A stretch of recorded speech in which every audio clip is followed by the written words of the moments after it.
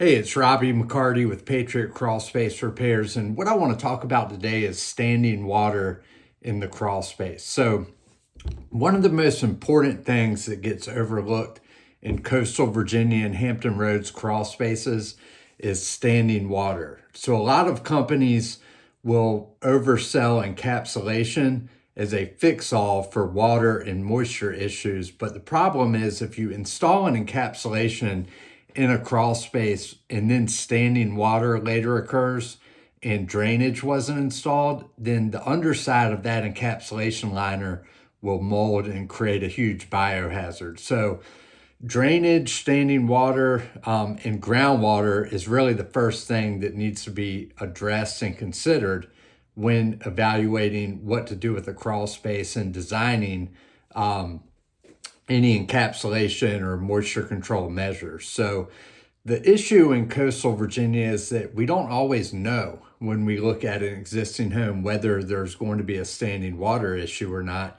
We might be in the middle of a drought, or the water table might just be low at that point. But since we're in such a coastal area, the water table can fluctuate a ton throughout the year.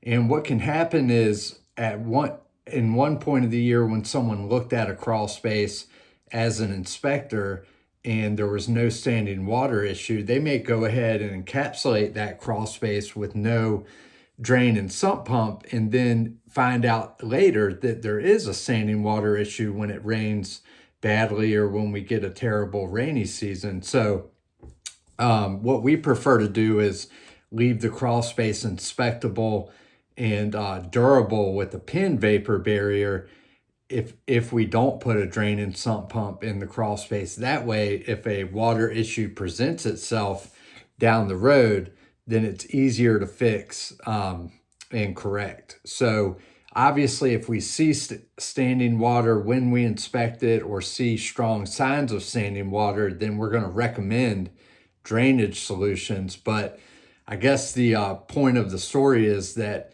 encapsulation and vapor barriers don't solve standing water issues. They actually make it worse if they're installed over top of it. So again, standing water is the number one thing you want to evaluate when looking at a crawl space. If there's signs of standing water or groundwater intrusion, then you want to install a drain and a sump pump. And if you're not quite sure yet, you don't want to fully encapsulate that crawl space and seal liners up the walls. You want to leave a nice pin vapor barrier so that it can be inspected, pulled back, and we can monitor groundwater on an ongoing basis. And that guidance is really specific to coastal regions. So if you're in a mountain region or a hill region, it's a lot more obvious at any point when you inspect the crawl space what the water issues are, or where the water might come from, in which direction it might flow.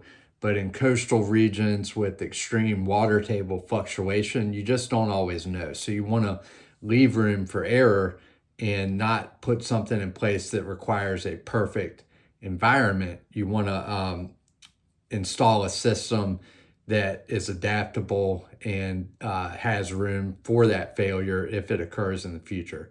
So I hope this video was helpful. If you have any questions, give us a call, visit our website. Thanks again for watching, and make it a great day.